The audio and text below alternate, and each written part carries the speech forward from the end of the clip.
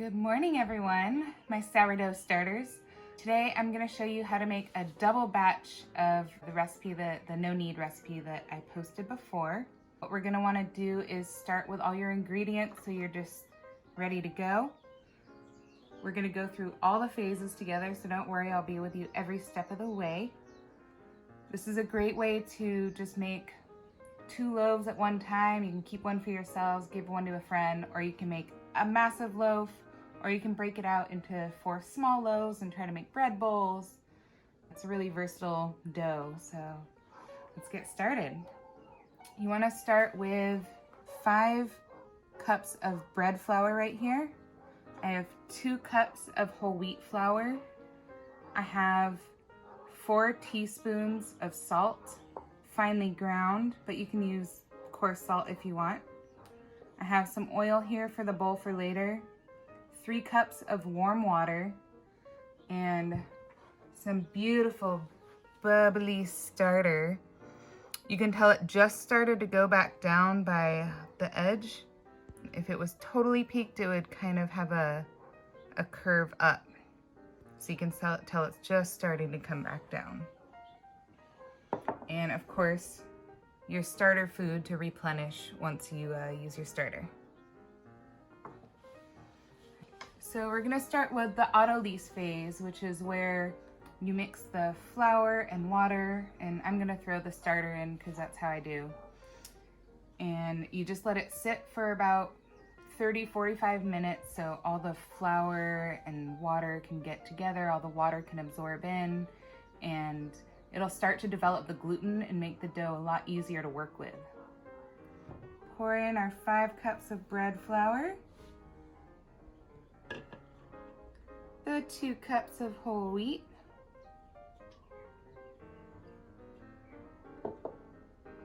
three cups of water. We'll make a little well in the middle just for fun.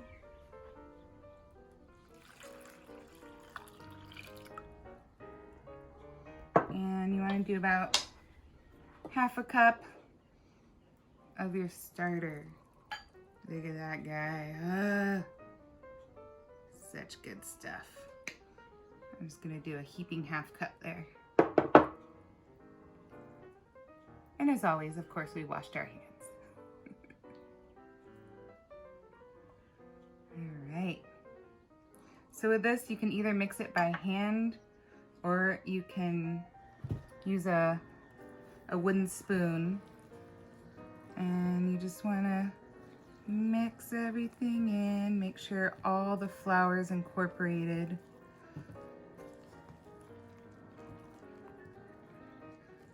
And then we're just going to make sure this is just mixed, and then you'll let this sit for 1/2 hour and we'll come back and show you the next step. I don't know, I'm the type of baker that likes to work with my hands. So I like to do the initial mix with a spoon and then just kind of get in there. You just want to scoop around, make sure you're getting all that dry flour.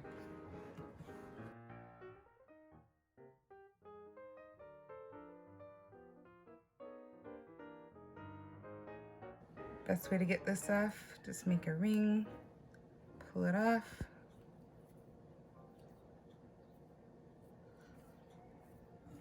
Alright, and we'll flip that.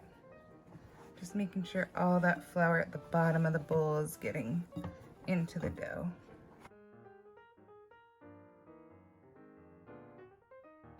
So we're just gonna leave that there, let it sit for about 30 minutes, and we'll see you in a little bit.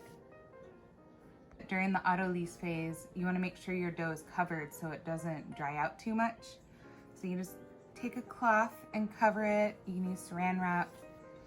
But just set that aside and set your timer so that you know when to come back to it. And it's okay if it goes past 1/2 hour, if it goes for an hour, the gluten's just gonna continue to develop. But you don't wanna wait too long before you mix the salt in. And then since I've used 1/2 cup of my starter, it's time to feed it.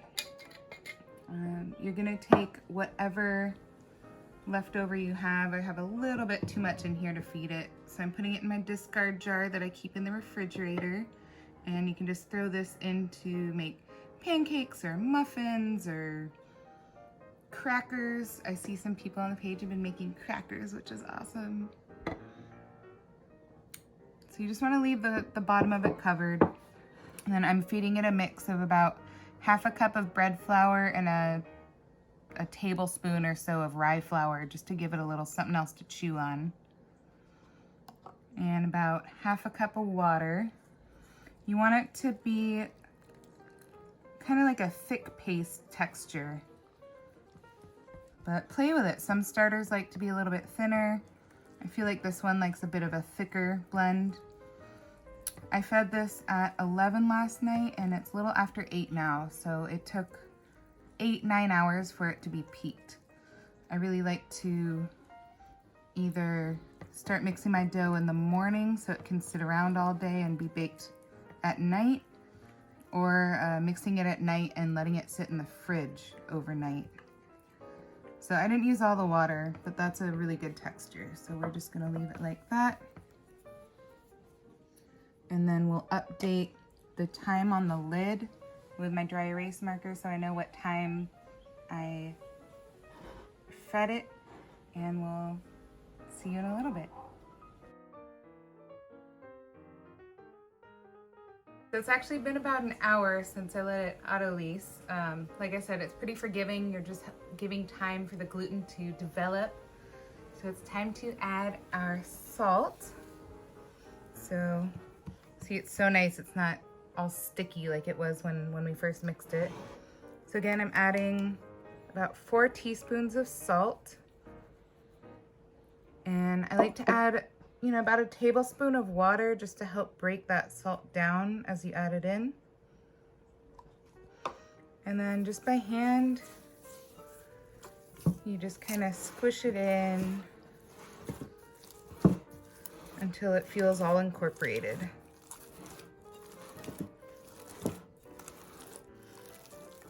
See, the dough's almost one whole piece right now. Whereas if you tried to mix the salt in earlier, it would have just been a sticky mess. The next thing you like to do after this is all incorporated is really clean out this bowl before adding the oil. What this does, it makes cleanup a lot easier. Flour and water, if you haven't noticed already, sticks like glue onto a lot of things.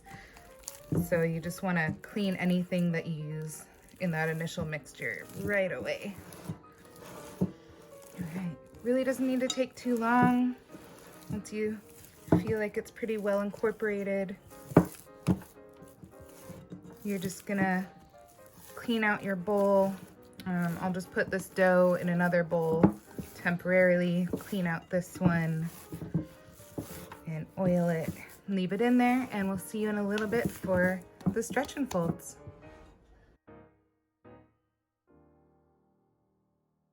Got a nice clean bowl. Gonna put about a tablespoon of oil in the bottom. And then you want to make sure all the sides are covered so it doesn't stick during your stretch and folds. You're going to be doing stretch and folds either every 15 minutes, every half hour for about 2 hours. If you only get a few in, that's totally cool too. Just experiment with it and see what happens. But get our dough in there, and then you just want to make a ball initially. And just feel how it is. You can see how the dough breaks apart when you pull it like that. The more stretch and folds you see, you'll start to see that get way stronger. Get your ball all set and go ahead and cover it again. It's been about half an hour, ready for our first stretch and fold. When you first do it, it's gonna really stretch. But as you can see, the gluten's developed a lot more. It's not breaking apart as easily, and you can see through it like a little window. So you're just stretching it, turning 90 degrees, stretch it, fold it over. Just making that ball shape. What this does is when all the layers try to flatten out, it's stretching the gluten really slowly and developing it more, making it stronger, which will hold the bubbles in and make your bread fluffier. And this is why we can do no knead, because by doing this, it's basically kneading it. All right, so we got a nice ball again, and you'll see it like that. Next stretch and fold, it'll be flat again, and we'll keep doing that. Just go ahead and cover it up and do it again in another 15-30 minutes. As you can see, the ball has flattened out a little bit. We're gonna do our second stretch and fold now. You can feel it's a little bit thicker. It doesn't quite stretch as easily. But same thing, stretch, fold over, stretch, fold over. And remember, you wanna do it gently. You don't wanna pull it and tear it. Just gently pulling it and stretching it until you have a good, nice ball shape. There you go, tuck it under. And we'll just set that there and cover it up again and do the same thing in another half hour. Here comes stretch and fold number 3. You can see it hasn't flattened out as much as before because the gluten's getting stronger and it's able to hold that shape better. Not quite as stretchy, and when you pull it apart, it doesn't break because it's so strong.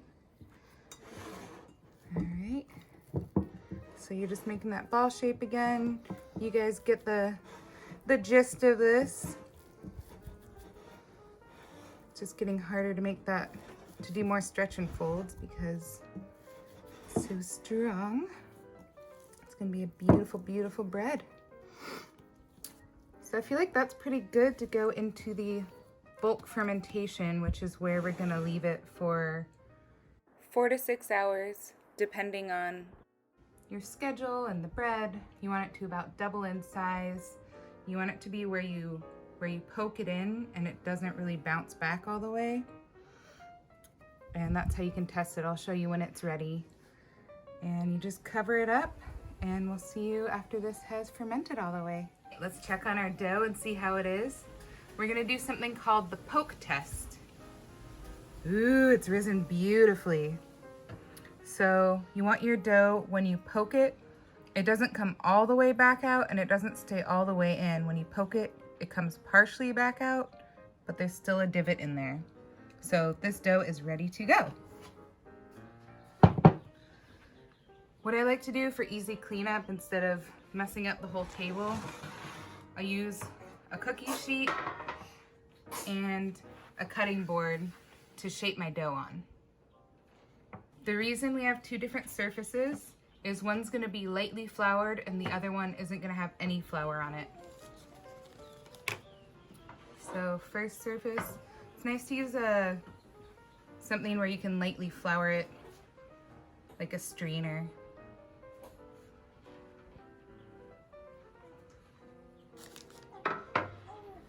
And then you just want to take this giant hunk of dough.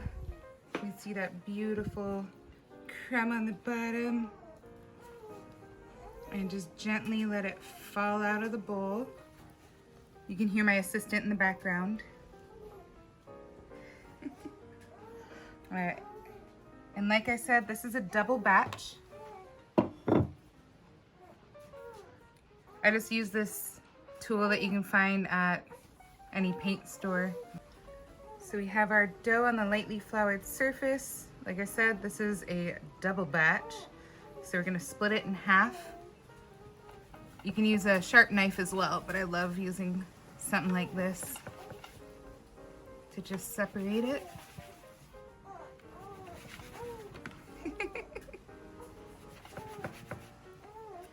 All right.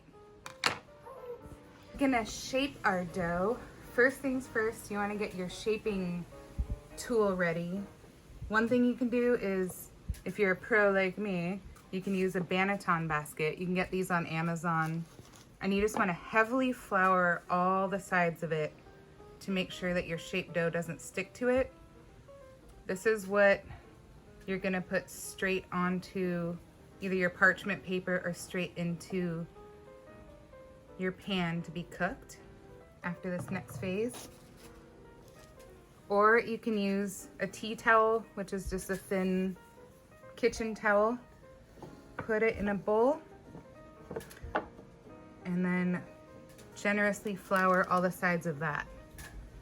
What this does is it allows you to put flour all up the sides of the bowl so your dough really doesn't stick.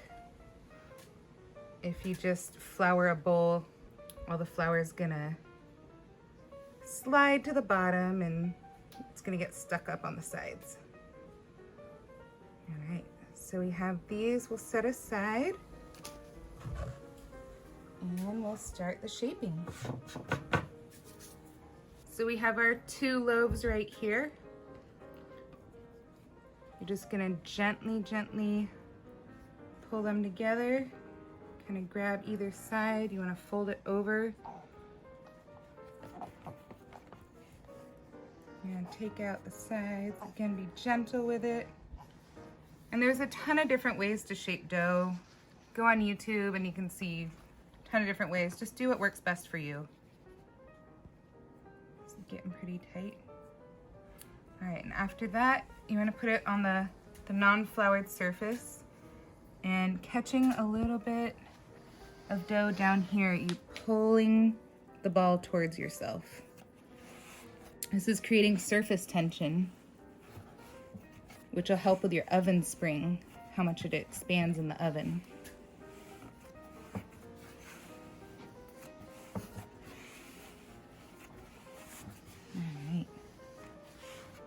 And once you feel like it's a good loaf, you can do a few spins and then you flip it upside down into your bowl. And with some of these ends, you can just kind of pinch them together. And then I'll add a little bit of flour on top just so it doesn't get too sticky. All right, I'm gonna show you the other loaf just in case you didn't catch it the first time.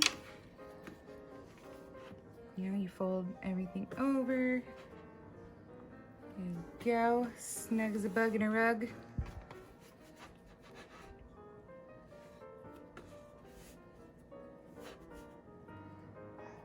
And again, you don't want to handle it too much because those beautiful bubbles are what's gonna make your bread have a nice crumb on it.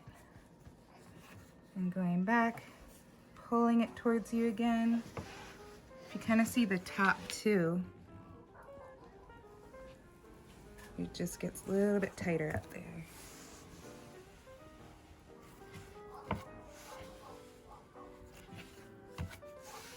Gorgeous. All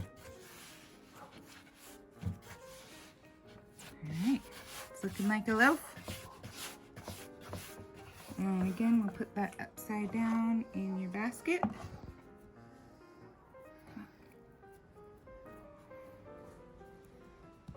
And a little bit of flour on top. Pinch it together. All right, and then you're gonna leave both of these covered again for another 1 to 3 hours, depending on how warm it is. And we'll check back in when they're ready to go in the oven. Almost there.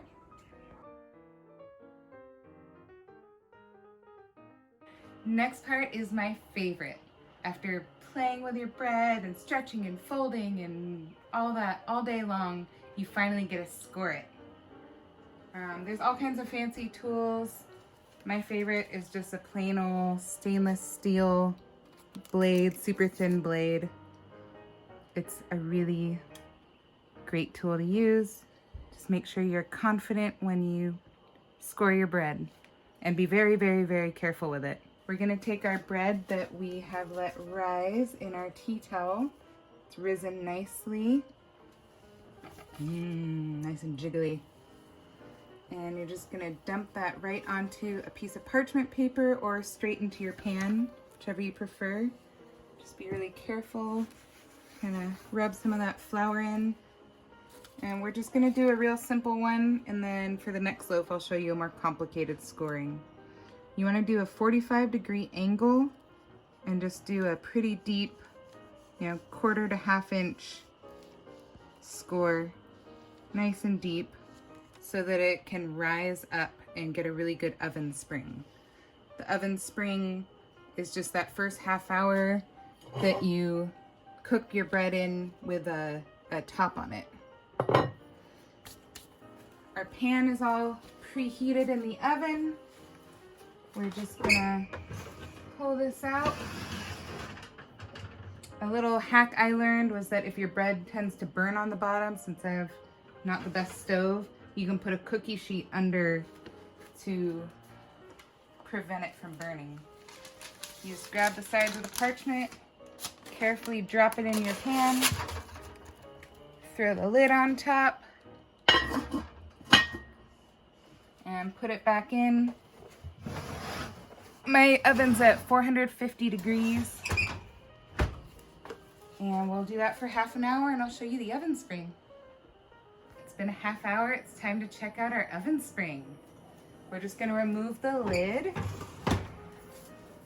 very carefully. Everything's very hot. Wow, check that out. Gorgeous. And then we're just gonna put this back in the oven, cook for another 15 to 20 minutes till it's golden brown on top. Let's check it out. Look at that beautiful crust. So you wanna pull it out. And then you wanna go ahead and place that onto something like this just so it can all cool off. Looking great. And we'll show you the second loaf in just a little bit. Getting ready for a second loaf. I'm gonna do a little more complicated scoring on this one just for funsies. It's probably overproofed a little bit. I have a tiny oven and can only cook one loaf at a time. So we'll see how this turns out.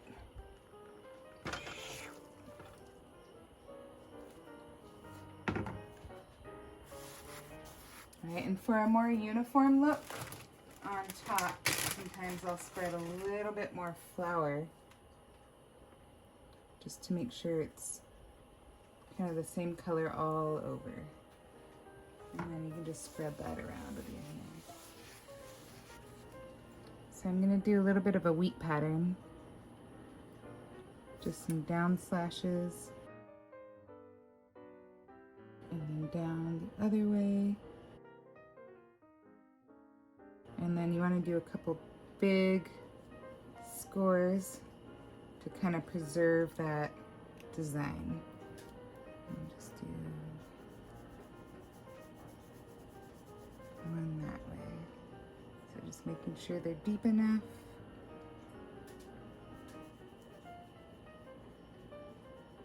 And we'll see how that turns out.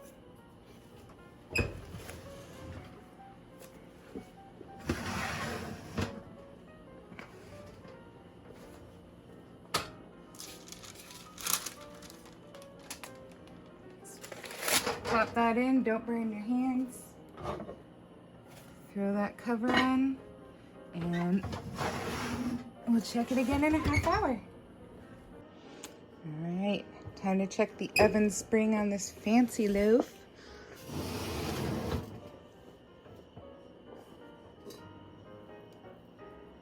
Ooh, pretty. Got so big it split open. But that's what's so fun about sourdough. You never really know what's gonna happen. Putting it back in for another 15, 20. Loaf is done. Let's check it out.